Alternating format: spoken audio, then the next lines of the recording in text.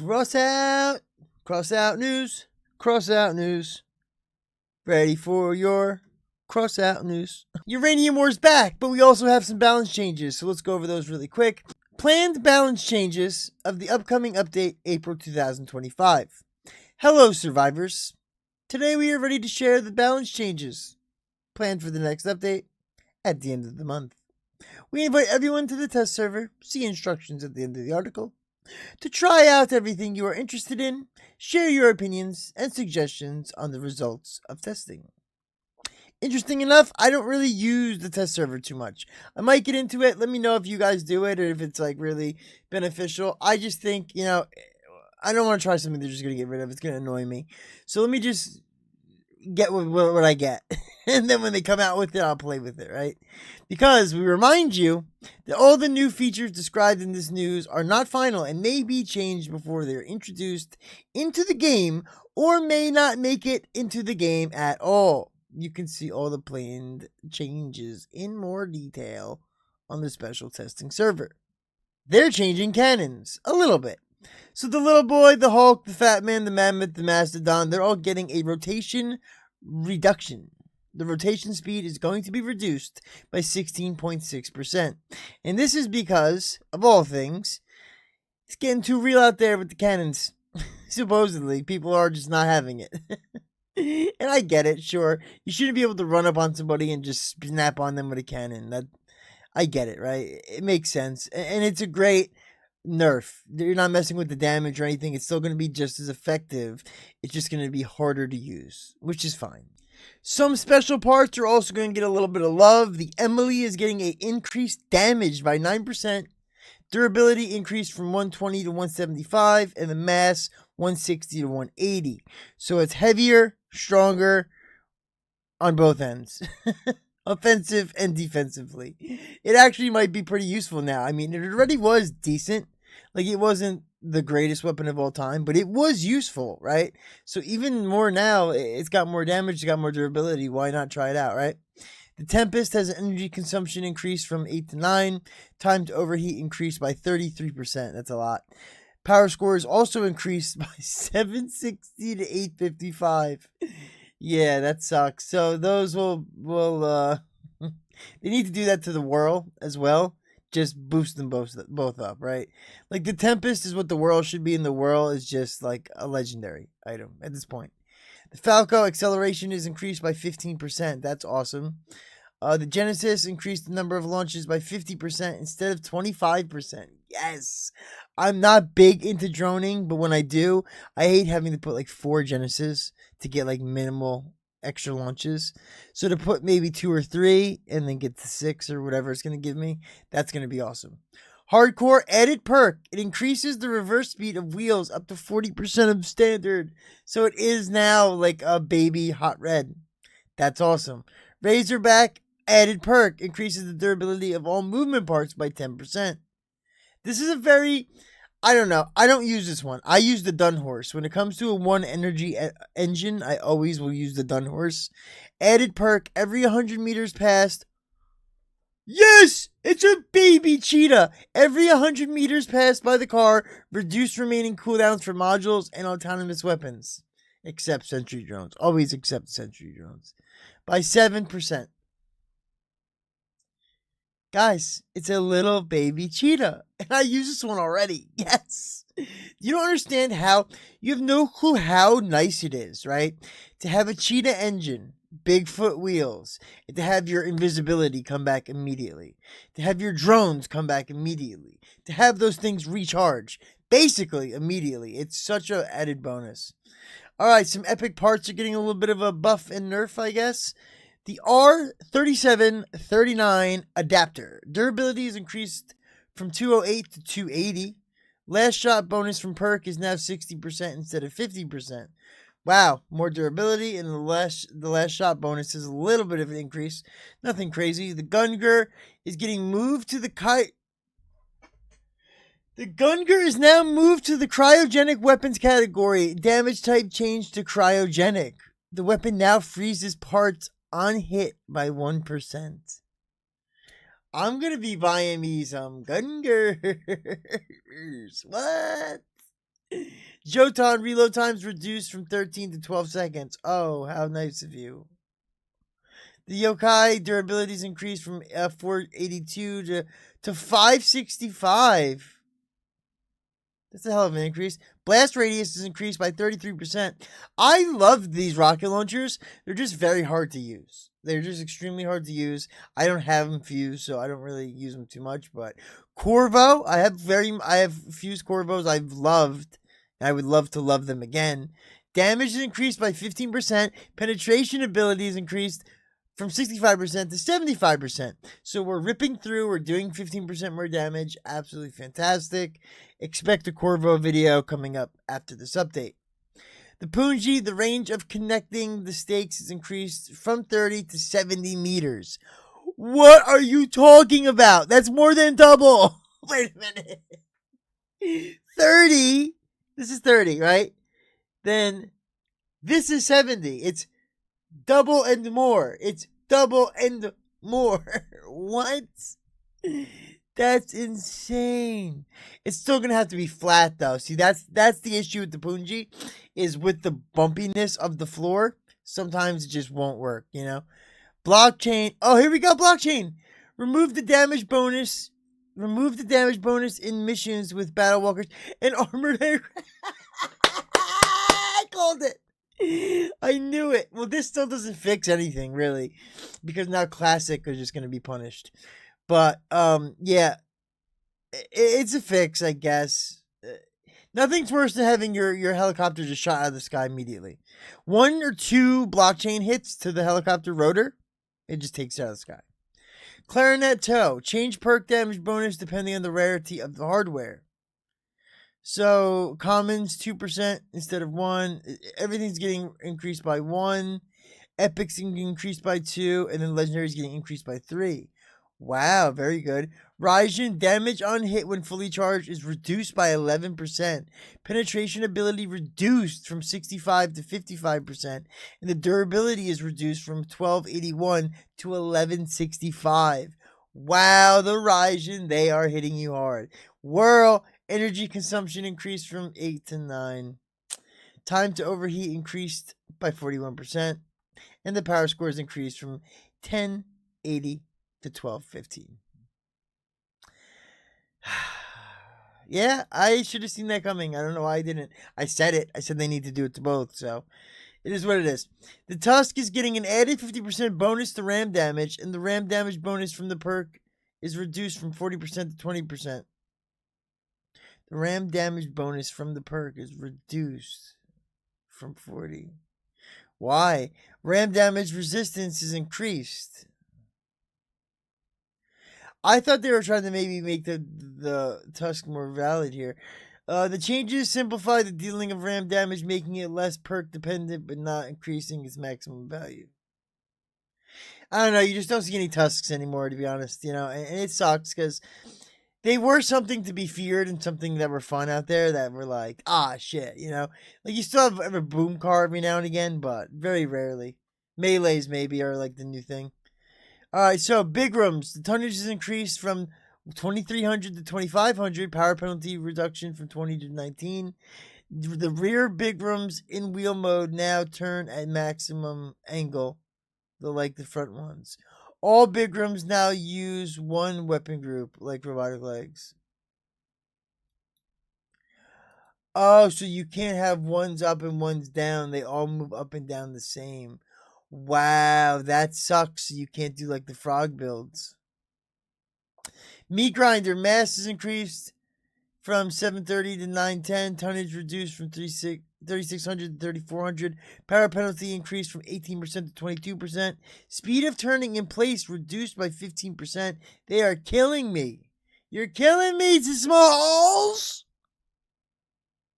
I just bought a bunch of these. I was going to fuse a ton of them. God damn it.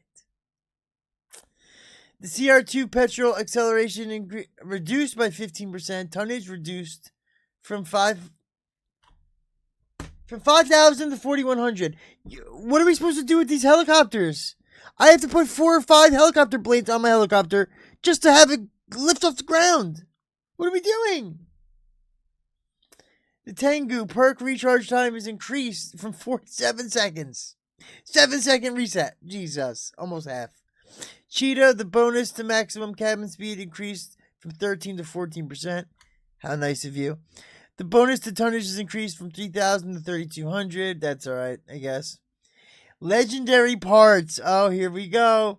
The RA1 Heather, which is in the Battle Pass as well. Energy consumption reduced from 14 to 13. Power score reduction from 2,800 to 2,600. What? It's getting a buff? What? The retro durability increased. Whoa! Durability is increased from 256 to 343. Finally, the retro might not just immediately get ripped off my car. Mass is also increased, though, from 234 to 315. The Fukabari, the projectile speed is increased by 20%. Spread reduction by 20%. And increase in spread after firing is reduced by 25%. Lot of accuracy going on here with the Fukabari. Holy moly, Pajoli. The No-Thung is moved into the Dude, again! The No-Thung moved into the cryogenic weapons category. Damage type changed to cryogenic. Weapon now freezes parts on hit by 1.5%. So it's just a bigger version of the Gungur. The Fortune has an added perk. As the projectile travels the first 200 meters, its damage and blast radius gradually increase, up to 30% and 15% respectively. Projectile lifetimes increased from 8 to 12 seconds. The rate of fire is also increased by 12.5 seconds. I might need to now make those fused rate of fire fortunes in the Battle Pass. Jeez Louise. The compiler, the recoil is reduced by 32%. Minimum spread reduced by 53%. Maximum spread reduced by 29%. Increase in spread after firing reduced by 48%. Yikes. Mugi, here it is. Y'all are going to probably hate this, but I'm going to love it. Projectile speed reduced by 10%. Reload time increased from 6 to 7%. Impulse reduced by 3 times. Perk radius reduced from 3.5 to 3 meters. Full-blown nerf. Full-blown cut them down, baby. Get them out of here. All right. Kaiju shot charge time increased from 3.5 to 4 seconds. Holding time after charge reduced from 4 to 3.5. Yikes. The Cherubidus, the perk now activates when approaching an enemy from the rear quarter of an armored car, not the rear half. Oh, so you have to get the guy in the back. That sucks. The Griffin, the perk now reduces the recharge time of modules and drones by 5%. In addition to hiding from radars once per second while it is active, the boost only affects the cabin's power. Wait, what is going on here? The perk now reduces the recharge time of modules and drones. So just like I said, with the reloading the invisibility, reloading the drones, the Griffin. Wow, okay. Hippogriff, the perk active time increased from 7 to 10 seconds. Perk recharge time reduced from 25 to 20 seconds. Not bad. I actually like the Hippogriff now. I think I'm going to start utilizing it a little bit more. The Whaler Cab, speed reduction from 80 to 76 km an hour. The perk active time is reduced from 10 to 8 seconds. The Satori, the maximum perk bonus, is now gained after 3.5 seconds of continuous drifting instead of 3 seconds. And it resets in 1.5 seconds after exiting the drift instead of 2.5 seconds. So that's not bad. It takes a little bit longer to get maximum drift boost, but it recharges quicker, so that's cool at least. The Fin Whale, the perk no longer affects spread stability. What? They really want you to use that new perk stabilizer bullshit.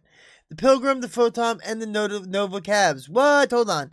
Pilgrim, mass reduction from 17 to 14. Oh, come on.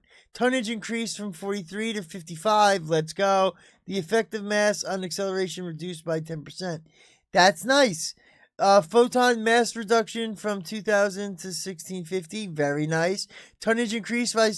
Increase the tonnage! I love it! The effective mass on acceleration reduced by 10%. This is going to make these cabs way more usable, boys. Mass reduction again. Tonnage increased. And the... Dude. This is awesome. All protective fields. Vulnerability to blast damage reduction from 100 to 50%. This applies to the Nova, the Aegis Prime, the Barrier, the Atom Shield, the Mortar Projectile. Holy moly. Robotic legs, added jumping. The jump is activated by holding down the handbrake key. Oh my word, boys. Oh, they're adding jumping to the legs? We already have that, basically. That's why you picked the dinos. That's crazy. The Walt and the Helicons, they added additional weld points. That's cool. So maybe you can put them on the sides now. Stick them straight in. How to get to the test server is right here. It's very easy to do. Here it is. Bada bing, bada boom. Again, guys, crossout.net for all your wonderful Crossout news. It's the best way to go about anything is just go to crossout.net. Check the homepage. Check the forums. You'll be up to date on everything you need to be up to date on. And here we are. The new Battle for Uranium is coming. So, next Monday, April 7th, the new Battle for Uranium is starting. Apart from the familiar battles with uranium ore as the prize, you will be able to get unique customization elements for taking high places in the leaderboards, paints, holograms, and animated banner effects. Attention! The Battle for Uranium will last from April 7th to April 13th. The clan confrontation will be unavailable during the Battle for Uranium mode, and the mode will be available during even hours GM time. Now listen, guys, 8,000 to 10,000 power score each battle. Clan confrontation format, there's nothing crazy about this one, right? No robotic legs, no rotors, everything is just good old-fashioned regular build uranium war. 8,000 to 10,000 power score. So get your builds ready. Get your builds ready today. Right now. Get them ready. For moving up the leagues, the player receives the following rewards. Iron's 50 badges, 125 engineer badges, bronze is 5, or silver's 10, or gold is 10, or bada bing, bada boom. You know how it goes, right? Here's all the placement. It looks like it's going to be a lot better than what it was, obviously, last time, right? Your special challenges as well, once you get into the leagues, and you can start knocking these out. So you could rack up, let's see, 25, and then 5, 2, 4, 6, 8, 10, 15, 25. So 50 uranium in reality. I mean, you could really get 50 uranium really easily. Just get to the gold league and then knock out all these individual challenges. You're fine. That doesn't take much time to do at all. Not at all. And 10,000 is a beautiful power score. Thanks, you guys. Thanks for watching. Hope you guys enjoyed that. Hope it helped. Hope it gave you all the little, unfortunately, some nerfs, but also some buffs. So there's a lot going on. Maybe some changes you like, maybe something you hate. Let me know what change is going to affect you the most, right? Because here's the thing. I'm very excited for the Corvos. I want those Corvos to be hitting, baby. And I'm very happy the Mugi's getting taken out, right? That's the biggest time. But what are they doing? What are they doing? Come on, please, guys.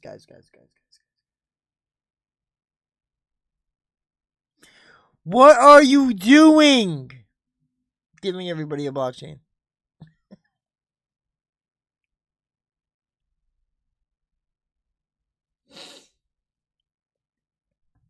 As always, thanks for watching. I greatly appreciate that.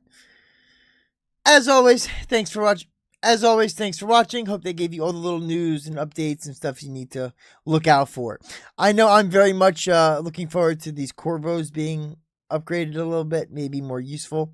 Let me know what you're looking forward to using, or even what's going to probably hurt you the most, I'm not too mad at any of these nerfs. I think they were all kind of needed, so nothing here is going to really kill me, but, different is different. You can never expect something different to be better or worse. It's just going to be different. So simple enough. We'll just have to get used to it. As always, have fun playing your games. Look out for today's daily video. Deuces. And here we are. The new Battle for Uranium is coming. So next Monday, April 7th, the new Battle for Uranium is starting. Apart from the familiar battles with uranium ore as the prize, you will be able to get unique customization elements for taking high places in the leaderboards, paints, holograms, and animated banner effects. Attention! The Battle for Uranium will last from April 7th to April 13th. The clan confrontation will be unavailable during the Battle for Uranium mode, and the mode will be available during even hours GM time. Now listen, guys, 8,000 to 10,000 power score each battle. Clan confrontation format, there's nothing crazy about this one, right? No robotic legs, no rotors, everything is just good old-fashioned regular build Uranium War. 8,000 to 10,000 power score. So get your builds ready. Get your builds ready today. Right now. Get them ready. For moving up the leagues, the player receives the following rewards. Iron's 50 badges, 125 engineer badges. Bronze is 5, or silver's 10, or gold is 10, or bada bing, bada boom. You know how it goes, right? Here's all the placement.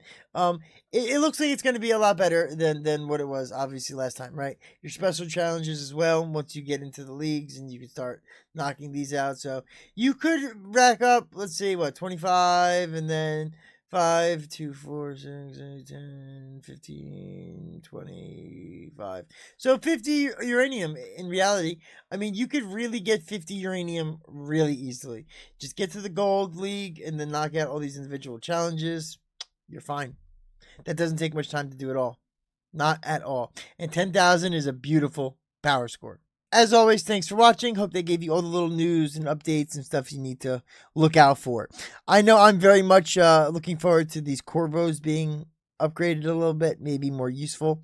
Let me know what you're looking forward to using, or even what's going to probably hurt you the most, I'm not too mad at any of these nerfs. I think they were all kind of needed, so nothing here is going to really kill me, but, different is different. You can never expect something different to be better or worse. It's just going to be different. So simple enough. We'll just have to get used to it. As always, have fun playing your games. Look out for today's daily video. Deuces.